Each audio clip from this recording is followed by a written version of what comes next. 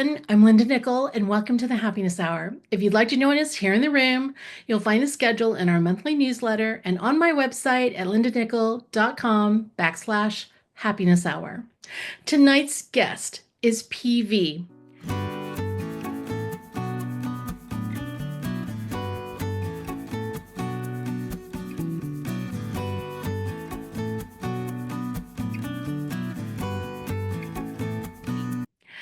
PV has been pursuing photography since 1988. He's explored analog photography from 35 millimeters to 8x10 large format, from silver gelatin printing to platinum palladium printing.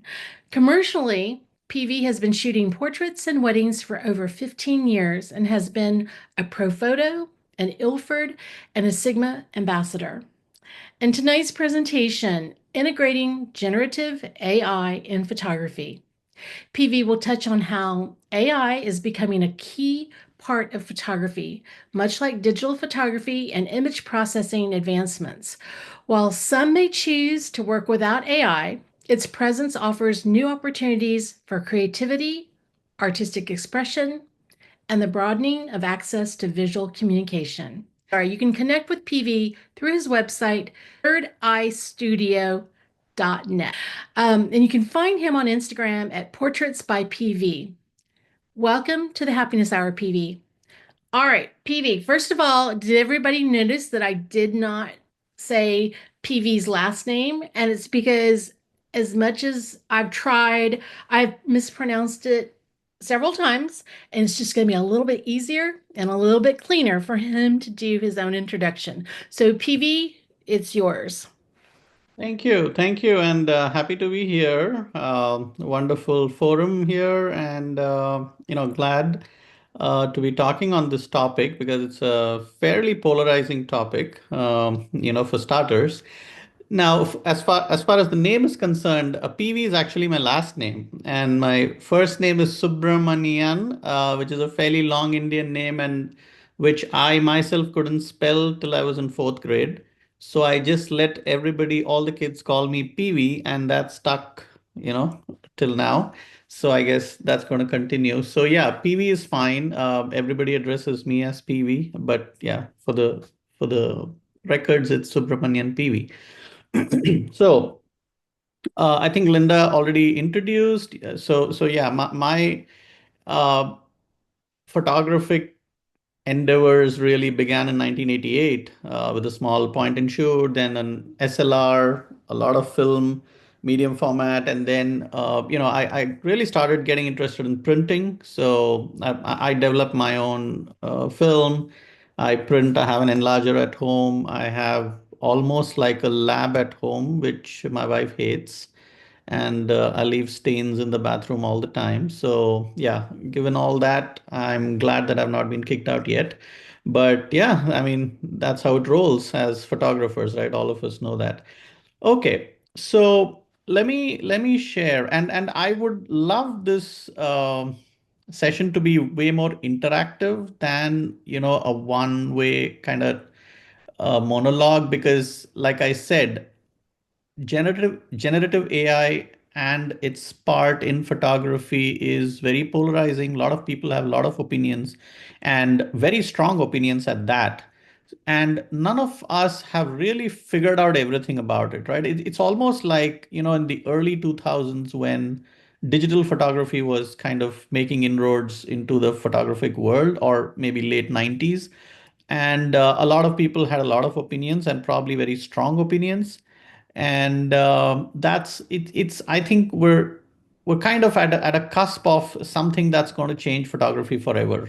It's scary, but I think it's here, and I think the sooner we understand what we are doing, the do's and don'ts at this point, and if we are going to, seek generative AI help, how do we do it? What can we do with it? I think it's good to always know, and then, start on that journey rather than be too late to the party.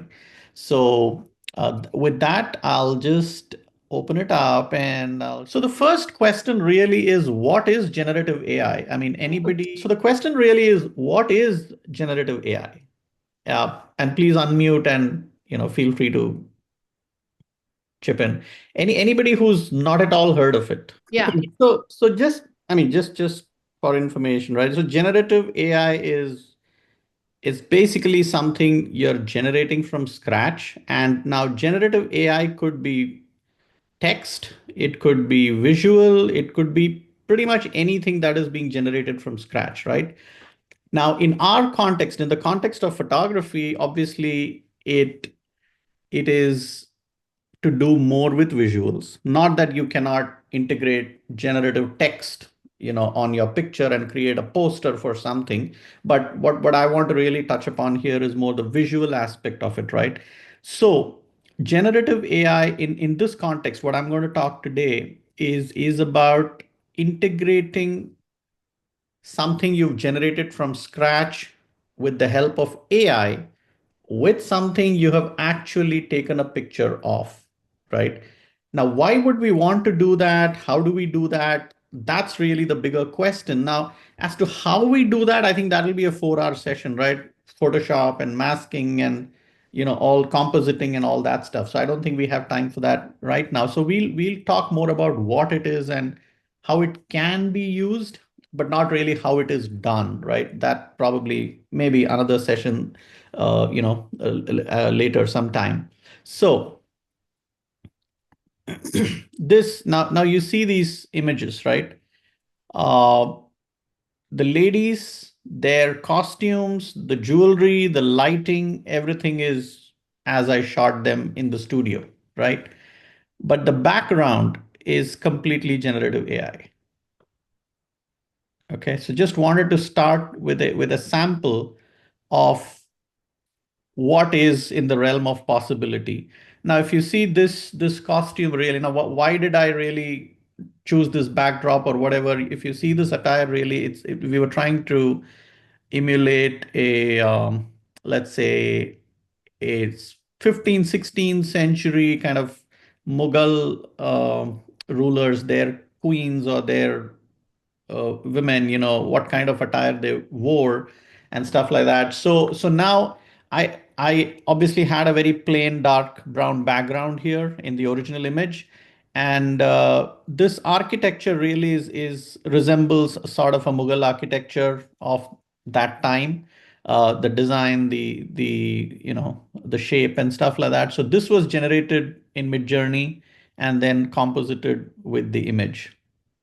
Right, not a big story here. This was actually my first ever image. I created the backdrop, on Midjourney again, and I'll show you Midjourney.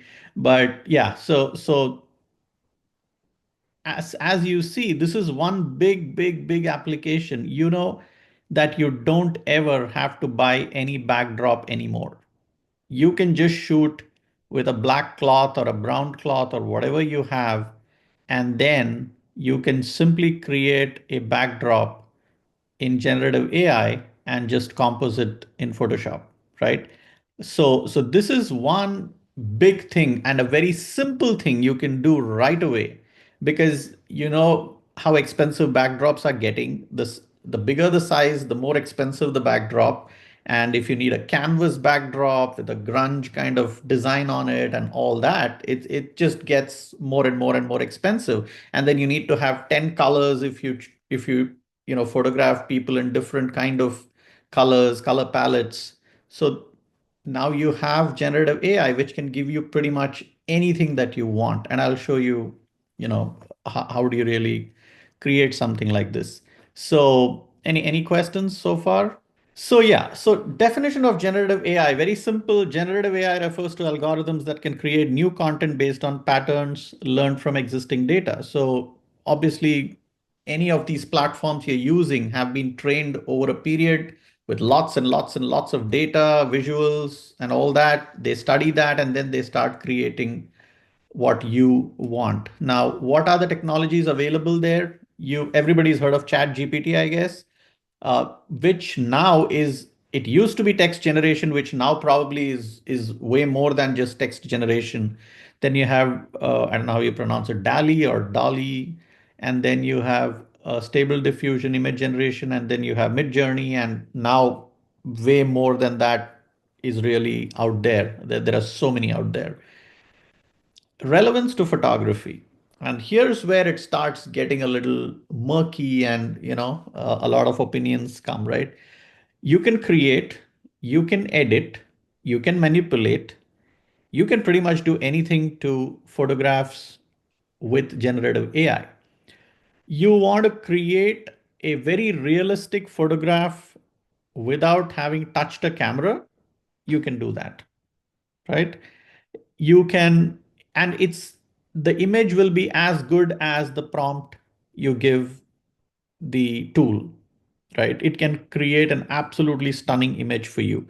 Now, is that photography? Obviously not. I think that we can all agree that a prompt-based picture created is not photography. Photography would necessarily use at least a camera and a lens, or at least a camera if you're doing pinhole photography, and some medium where a visual is captured. So creating from zero an image on a platform is not really photography. But what about if you seek the help of AI or generative AI to edit your picture? So let's say, and there are a lot of softwares which we probably already are using, and even if you're using Photoshop, right? A lot of tools available today in Photoshop are actually using AI, right? So if you go to your neural filters and you smoothen skin, or you change the shape of the eye a little bit, or you redden the lips a little more, or you straighten the jaw, all that is generative AI, right? All that is AI. So it is already there. We might not realize it. And even your remove tool, the new tool in Photoshop, which is a remove tool, is actually AI driven, right? And then comes the most probably the most polarizing term here, which is manipulate images, right? Images can be manipulated. You have a couple standing and you don't like the foreground, you can just put a bed of roses there, right? You can just change the sky. You can, either remove or create something on the side, and I'll show you some images. So now, is that photography then? Uh, where do you really draw the line between photography and really something which is AI driven and created? And that's really the point where today the world is probably torn, and everybody is kind of figuring out what is true photography versus not. And open to thoughts here, because I think this is something which is really a lot of people have got a lot of opinions on. So happy to hear what you think on manipulation of images using generative AI. Still it's an art, right? It's a tool. You should know how to use it, and you still need to have your artistic skills to generate what you want. So it's more like Photoshop, Lightroom when people say that when it came out. I mean, that's how I feel, right? Even though you can use these tools to edit, you still need to have that taste, sense. Without that, there is no way you can achieve, Um, Enough. Yeah. that's my take on that. So. Yeah. Thank you. Any other thoughts? No, once you go ahead and continue, PV. I'd really like some sort of conversation going. Okay, I use on one photo raw for developing my pictures, which uses AI. Yeah, there you go. Yeah, yeah. Okay, so let's just go through this, and then we'll probably get into actually doing some stuff, right? So creating images. So how is generative AI shaping photography? How is generative AI really getting involved in photography, right? It can create images from text prompts, like I said. So you just give a prompt and it just creates an image for you. AI assisted editing tools. We just spoke about that. So, Vernon just put it out there on one photo raw, which uses AI. Photoshop is now using AI. Luminar AI, as the name suggests, uses AI. So you can enhance pictures, replace background, smoothen skin, define the shape of face, define the shape of the body, adjust lighting. You can do whatever you feel like with AI editing tools. AI as a creative partner, inspire new compositions, generate new images from old photos, right? Now, this is where I think there's a lot of usage currently happening. And while I think the whole point is where do you draw the morality line? Because let's say I'm entering a contest, entering a landscape contest or a portrait contest, and I use heavy editing tools or AI tools to give the background a brilliant shade of canvas, and I adjust the lighting using AI and do all of that, and then submit versus somebody who does not do that and actually genuinely puts three lights and gets exactly the required shade and texture and shadow and all that, and then puts it there in the contest.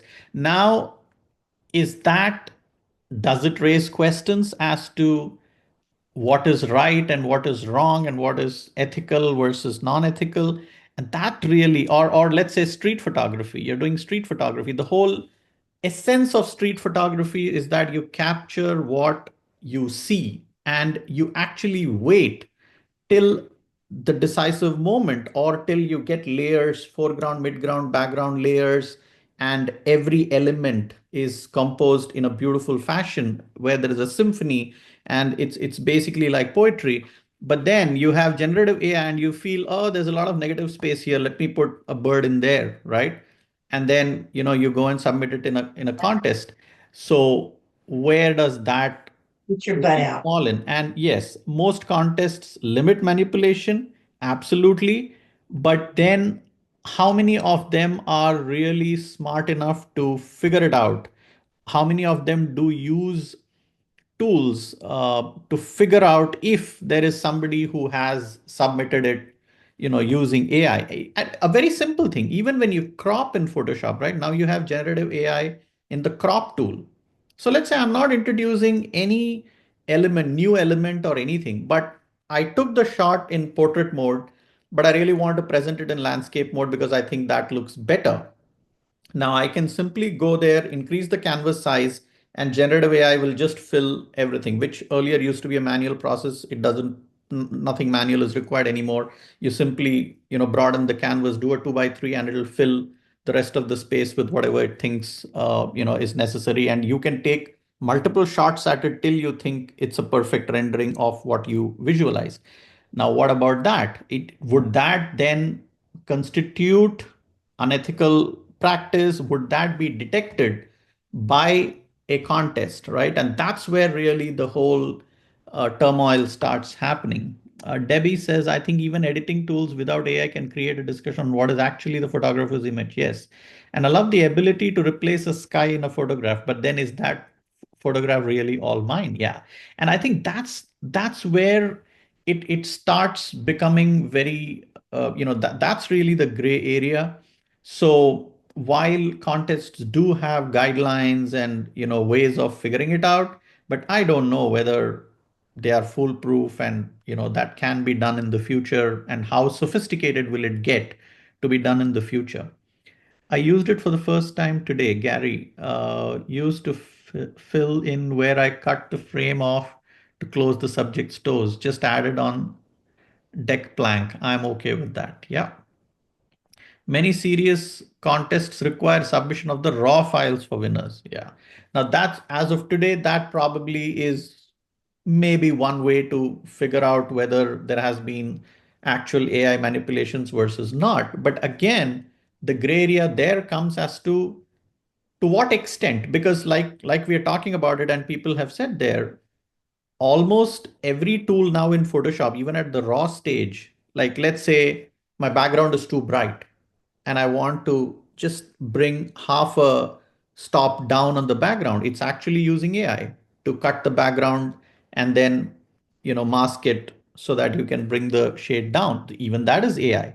So is that allowed versus, the shape of the nose being changed and straightened not allowed? So that's where the whole discussion is.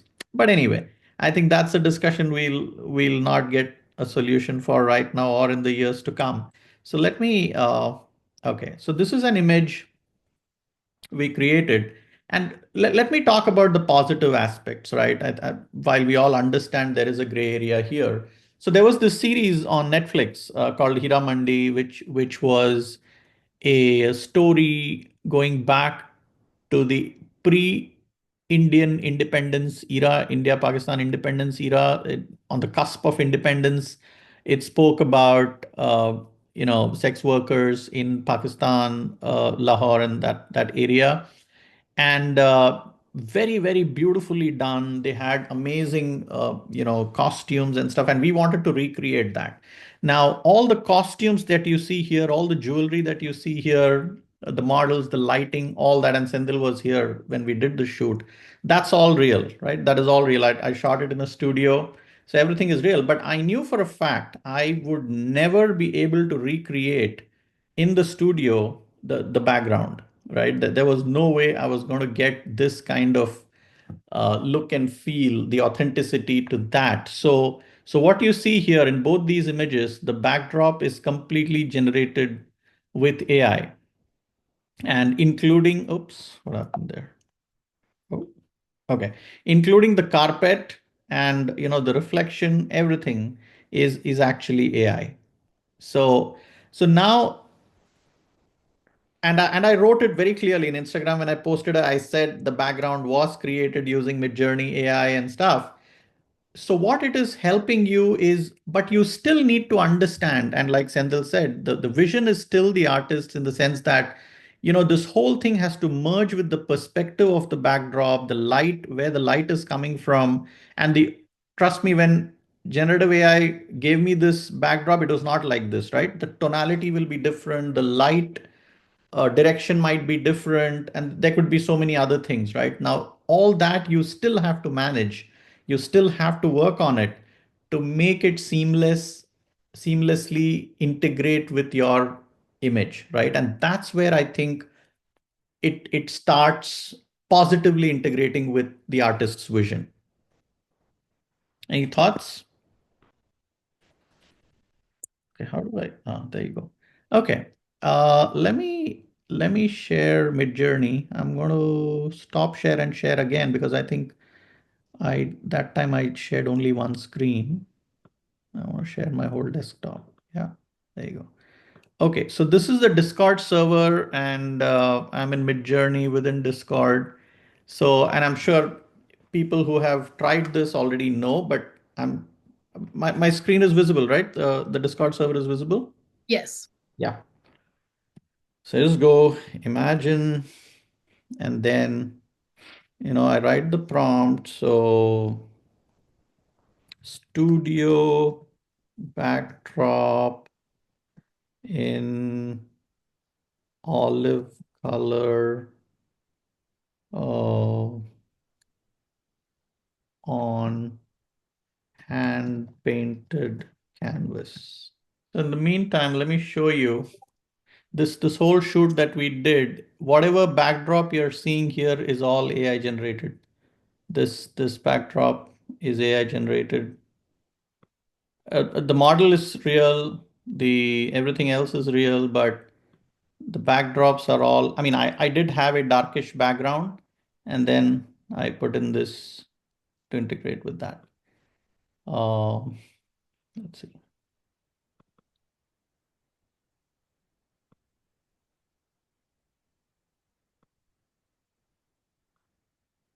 And this was the actual studio shot without AI. So this was the actual backdrop I had. Right? So this is an actual shot. This has no AI in it. This is the actual shot with the 5 models and the backdrop that I had. So now here it is. And then this is the integration with AI. You see this carpet came, the reflections came, and then of course the backdrop. So here it is. It's created, an olive colored backdrop. So now you can simply, if you like this, great, just kind of, you can do I think, upscaling. And this one I like. So I just right click and then save image. And then if I want to have a bigger size of this, to match my original image, there are other tools which do AI enlargement, right? You have Topaz Gigapixel and stuff like that, which will increase the size, and then you just go ahead and integrate it with your this thing. If you want more variations of the third one, you just do V3, and it gives you, it'll give you four other variations of the third one or the second one. Let's try the second one because it has some interesting pots and stuff there.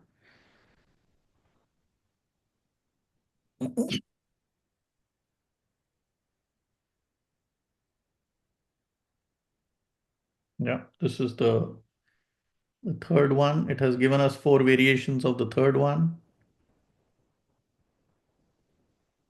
And that's the other one.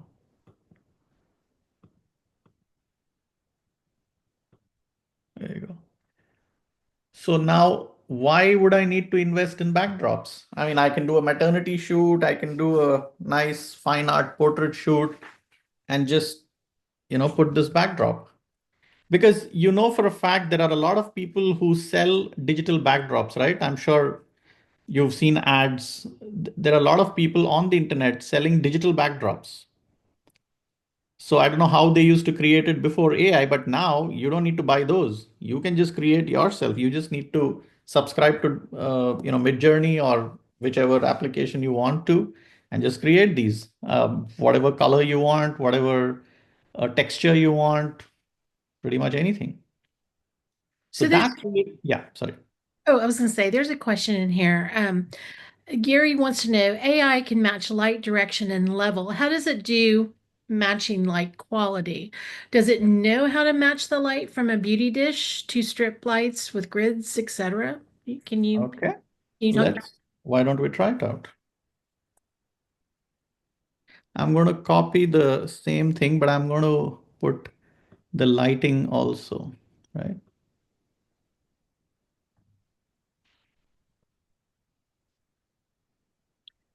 Studio backdrop in olive color on hand painted canvas, lit by a beauty dish with grid.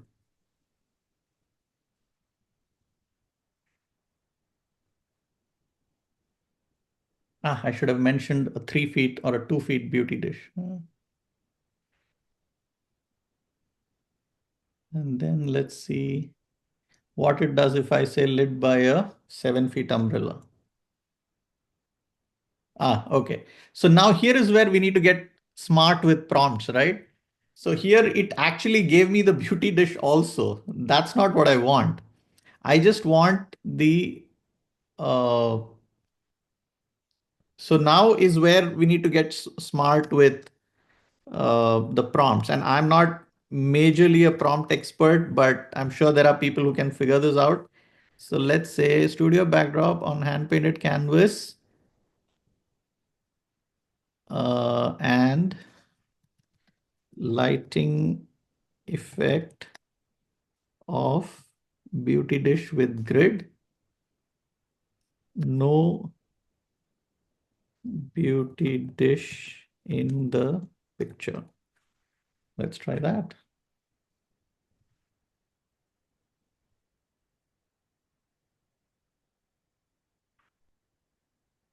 And I literally created like 50 or 60 backdrops for that one picture that I showed you to for it to kind of really match, at least 80% match. No, it's yeah, now it's not very smart, but it's actually giving you the effect. Now let's say I say the same thing about this with an umbrella, right? So I have to get smarter in my prompts.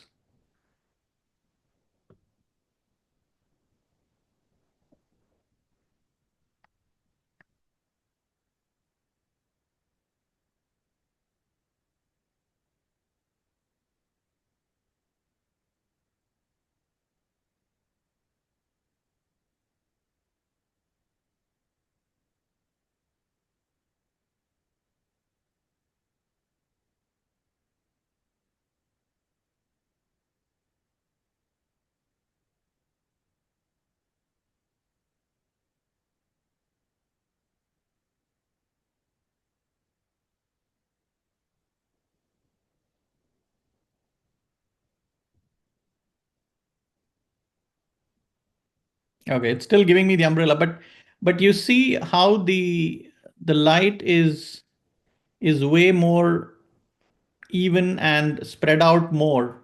I think that was really the question, than compared to a beauty dish, which is probably, it's a narrower area, right? This one probably is close. This is too close to the backdrop, doesn't work.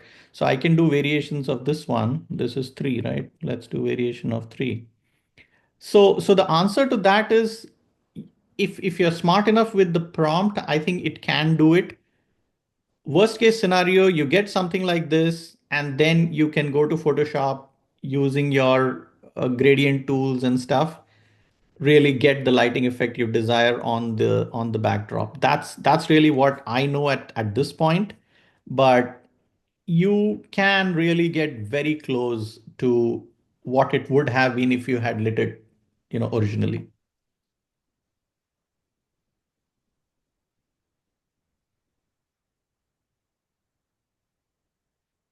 Okay. Any other questions? No. Okay.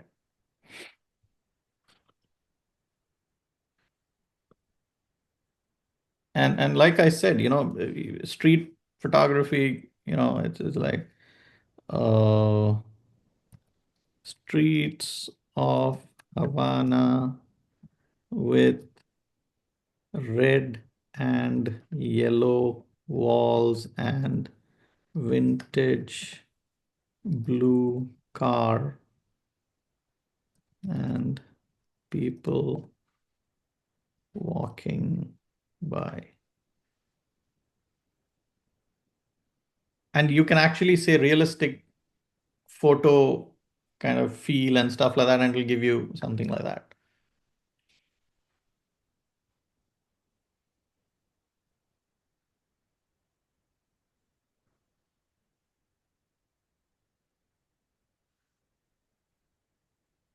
There you go. Let's see this one. The fourth one probably looks good.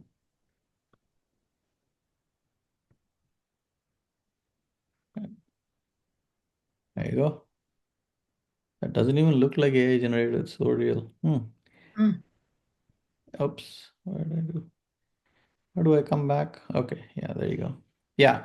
So that's really the power, and you can use it for whatever you desire. So ultimately, what are the ethical considerations really, right? Authenticity and ownership. Who owns an AI generated image? That there's been some debate over that.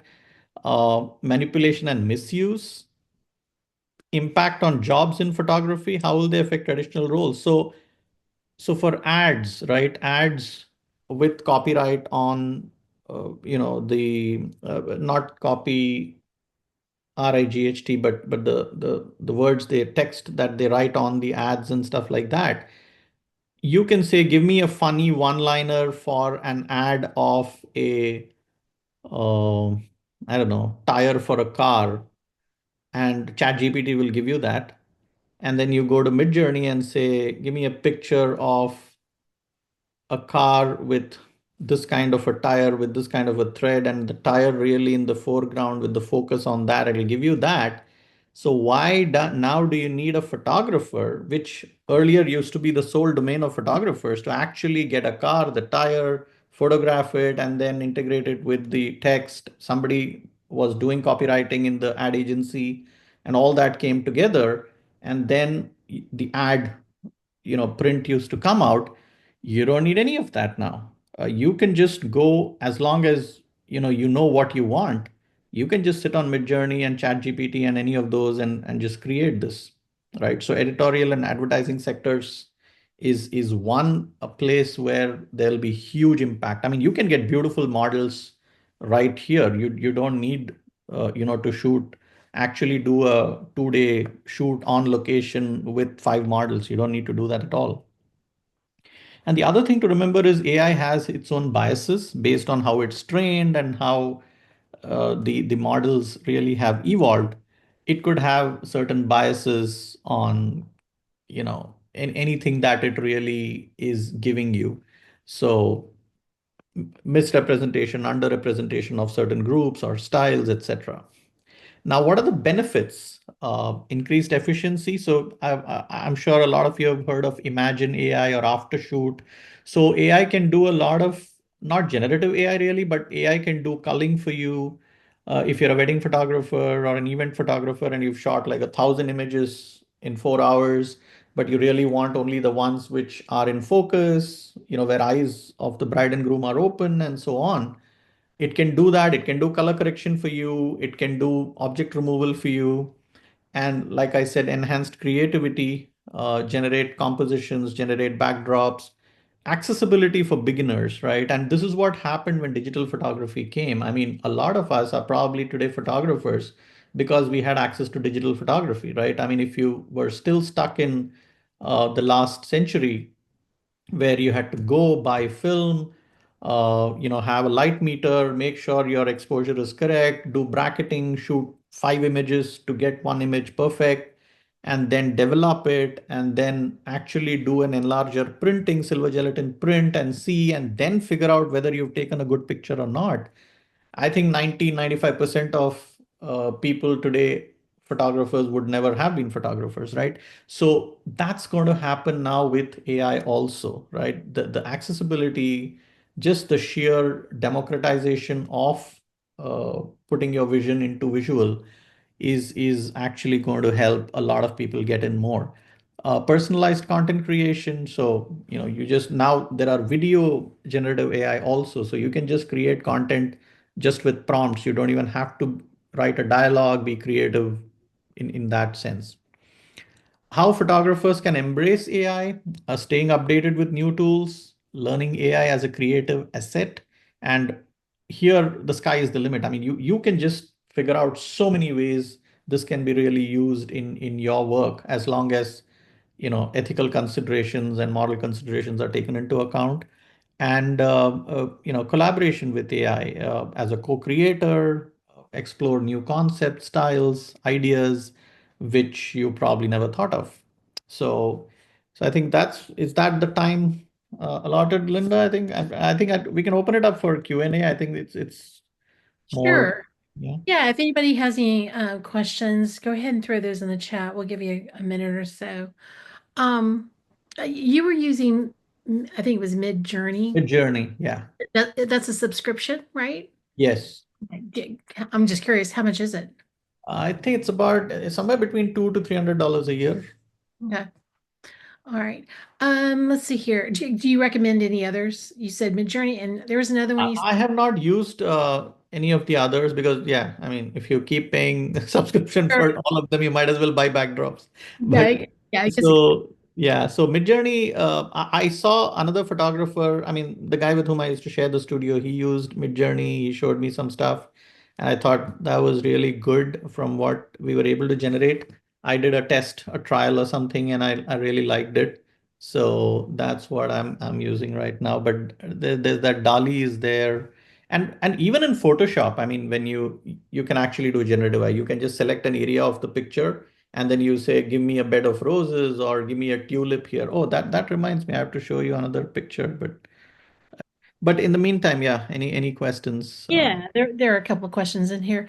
Um, Debbie says, I don't know if this is a question or a statement.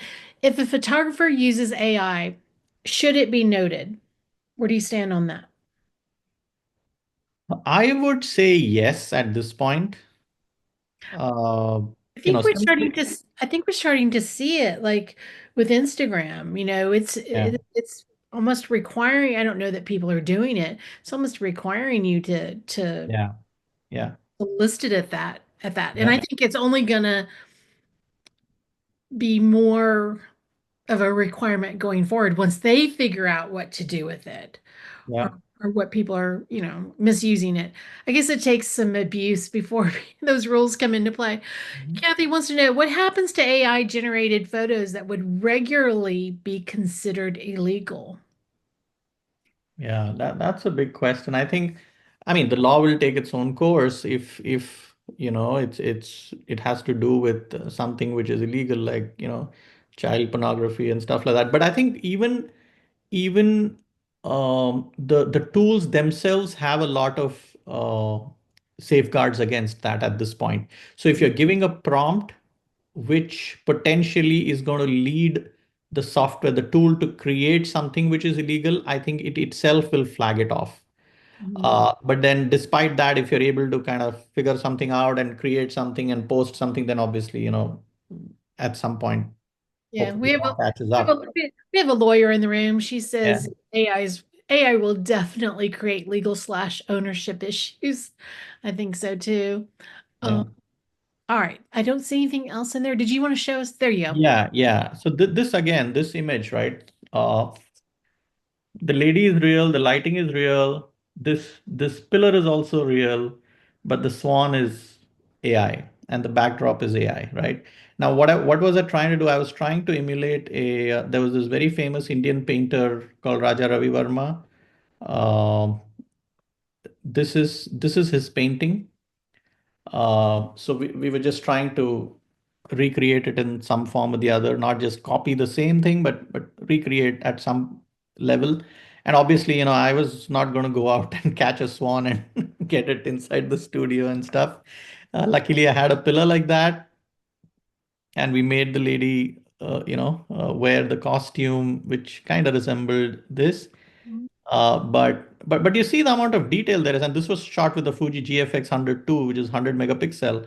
So you just see the clarity that it offers, and when you integrate it, it can just look absolutely real. I mean, there is no question as to any pixelation or this when you enlarge it, it doesn't look great and stuff like that. So it just gives you that much of authenticity when you do something like that. Here again, the backdrop, the flowery kind of backdrop is actually AI generated. Yeah. So just wanted to show that one too. Yeah. Lots of potential. Mhm.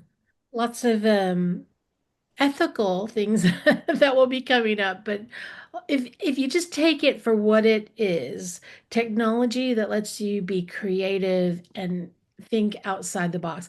Problem is, I feel like I'm pretty limited on my creativity, so that may not work in my favor. But for somebody that's got that creative mind, it seems like the sky's the limit on what you can do with it. Yeah. Yeah. All right, PV, anything? And that's what, so I mean, my just my last point is that I think as far as I'm concerned, Uh, I do write on Instagram if I've used AI. I say that hey, the backdrop was created using Midjourney, and this was real. But that's what I'm limiting myself to today, right? Right. Uh, Changing backdrops or like one element which is nigh impossible to, let's say tomorrow I want a tiger, sitting with a model or something. I'm not going to obviously, catch hold of a tiger and get it and stuff. So where it's almost an impossibility, but still you have a vision and you want to put that vision. That's where I'm using and making it clear that I have done that. I also have a page for street photography, streets by PV. I make sure there is none of it there, right? Because the whole point of doing street photography is to be as authentic as possible. But in portraits, even in weddings, sometimes if I feel there could be a bit of a potential to do something, I might do it. But yeah, nothing so elaborate that just change the whole, they got married in Austin and suddenly Hawaii is in the background or something like that. Nothing like that, nothing drastic like that, but yeah, small things here and there. Yeah. Okay. Shirley snuck in a question here. Where do you get the backgrounds from and do you pay for those? No, I just I just showed you in Midjourney, right? That's Mhm. all. You just go here, create the background, and then you can just save it. So, whatever we created here, let's say you like number three, right? All you have to do is, say upscale number three. It'll give you number three, and then you just need to save image, and you have the backdrop. Was that the answer to the question, or was the question different? I think that was unless I misunderstood Shirley, Yeah. come back in and correct us. But let's say that for your regular portraits that you're using real backgrounds, where are you getting those? So I have a few from Kate Backdrop. I have a few from what's that? What was that one? Lastolite. I have some Lastolite. I have some Kate Backdrops. Yeah, that's what I typically kind of use. I know Kamil has a couple. Kamil, which one are yours? Cold Studio, right? If I'm not wrong. Do you mind stopping your screen? Screen? Yeah, Yeah. just because I see a big black screen Yeah, here. yeah, yeah. Yeah. Yeah, so those are, I mean, those are all very easily available. I think they ship from somewhere outside US, but it Yeah. gets to you in good time and they are cloth background. So if they get crumpled, you can just iron them or steam them and then they work fine. You could also get canvas, but again, a lot of these things get very expensive. It can quickly get very expensive and also storing them is a big problem unless you don't have a full-fledged studio storing especially canvas backgrounds. Oh my god, it's painful, especially if you want like for family, right? You want 4 or 5 people and then you want a backdrop. You're talking about an at least 8 by 10 or bigger backdrop, and if that's canvas and heavy stuff, it gets really painful managing those things. Um, Camille says he gets his from Gravity, Yeah. Backdrops, and Clot Studio. So, all right, PV. Nice introduction to the technology that keeps popping up in my feed every day, every day. Somebody introduced me to Chat GPT. I think Karen, I think she might still be in here. And I have to say, I like it. I don't use it a lot, but I like it when I do. And that's more, I always say I don't feel like I'm real comfortable as a writer, but it sure helps, polish up what I want to say. So there is some benefit, and it's just as long as people don't abuse it, and we're going to see that, people can't help Can I themselves. tell you a secret? Sure, go for it. The whole PPT you saw was created by ChatGPT. Oh, well, that's Well, it gave me at least the topics, right? I said, hey, sure, what am I yeah. going to talk about generative AI? I mean, what do I talk about it? And then I just went to ChatGPT and said, give me like 5 topics to talk on on generative AI, right? And it gave me the topics. Then, of course, I built on them, but Yeah. that's really the power of it. I mean, you could spend 2 hours thinking about it, or within 2 minutes, you at least have a starting point. You have a starting point, and I completely see the benefit of that because, um, it's kind of like brainstorming. It's great if you have the time to do it, but a lot of us don't have that. And if we could just get a jump start of what do people want to know, Mhm. and somehow, ChatGPT knows what people want to know. So, um, I think that's a that's a positive use of that. So not gonna nick that one at all. So, all right, PV, thank you so much for your time and your contribution to the Happiness Hour project. I do see your note in here. Say his name, Synthel, Syntel, Yeah. Synth. How Senthil, Senthil, say it again?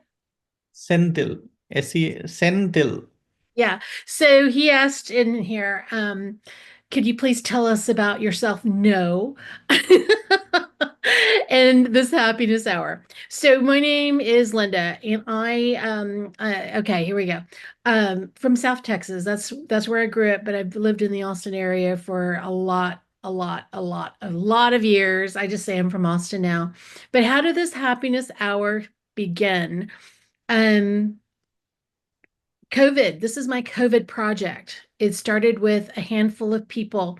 And the reason I'm taking this question, Santel, I don't like to talk about myself, but the reason this question pops up is we're looking at March 26th. So April 1st, this is funny. March 24th of 2020, my office said, you have to go home. And I didn't want to go home. I was the last one in the office to go home. There was nothing to do at my house, nobody here but myself. And I came home, and you can only do laundry and put up dishes, and then you get bored real fast. And this toy came into my life called Zoom. Didn't know what it was, but it was my outlet to the world.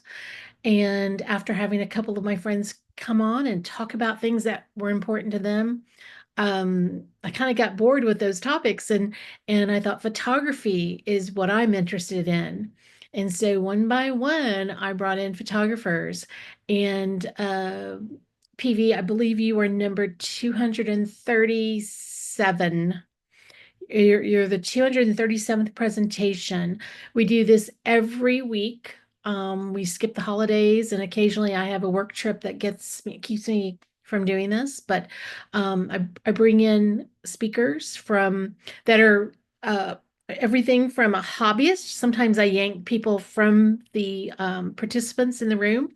I check out people's websites, and I spend a lot of time on Instagram. And then sometimes I'll bring in pros in here that are that have been doing work that, I can only dream about doing. So the topics are limitless, and the people that have said yes to me are just, they fuel this whole little project. And the best part is the people that come in every week. There are people that don't miss very many. And here in the States, there's somebody here every week from just about, well, there's very seldom that there's not someone in the room from every time zone in the United States. So this is my project, and this is my happiness hour, so to speak. So that's just a little bit about me and how we got here. And I appreciate that you came. I know you came to support your friend, but I hope that you come back and spend another Wednesday night with us. Best thing is check out the schedule. And if something piques your interest, get in here. Tell your friends this is kind of where we come, and we can be nerdy, or we can be creative. But almost every presentation, there's a little bit of inspiration. So that's the best part of what I'm doing in this room. So with that, let me close out the session by saying thank you, PV, for sharing your Wednesday night with us and bringing something that has been at the forefront of conversations with photographers, and that's AI. And it's crazy good already. Can you imagine what it's going to be like in a year? So, all right, next week, Liren Gertzman will share his presentation, Wildlife in a Unique Light. Until next time, go out and create something beautiful, and I hope that we see you again soon.